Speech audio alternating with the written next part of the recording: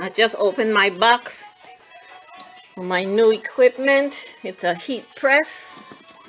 Just open it so you can see all the stuff that's in it. Everything that was in it as I open it.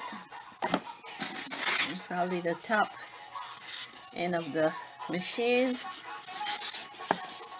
Okay, this is everything that was in the top part of the box. This, as you can see, is for mugs and cups. 2 pieces for those must be for the plates or saucers.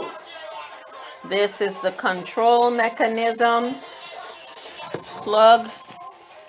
I guess there must be a fuse back there.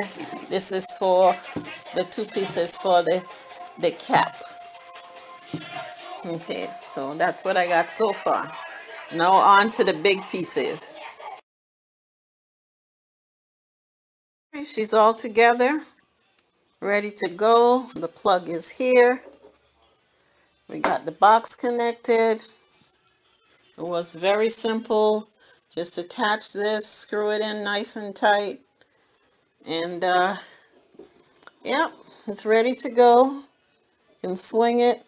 You can bring it back by these cool handles right here, and then you can bring it down.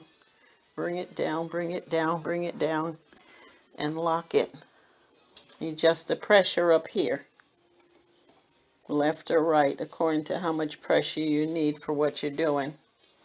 So, yep, there's a caution I have to remember, and I will get me a kitchen mitt or a neoprene glove to use in this area. So, yep.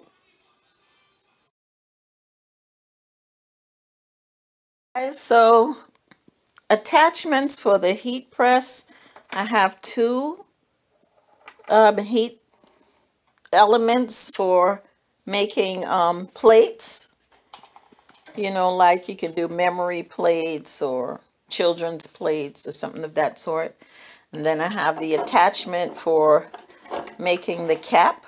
I would just have to remove and attach this to the machine, which it has instructions for. I already scoped that out. And then here we go. If you do sublimation for cups and those types of things, here we go. That's the attachment for that. So yeah, 1, 2, 3, 4, 5 different things that I can do with the heat press.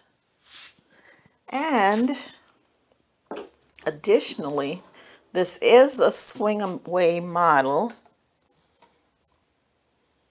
so it does swing either side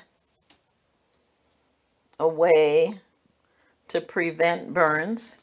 And then we have 2 sheets of the silicone protective sheets to put over your project and protect like your vinyls and, you know, your stuff from burning.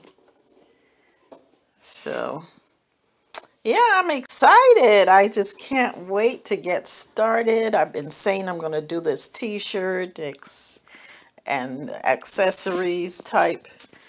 Oh, this here is just the Allen key that you put in here to remove the plate so that you can attach these attachments.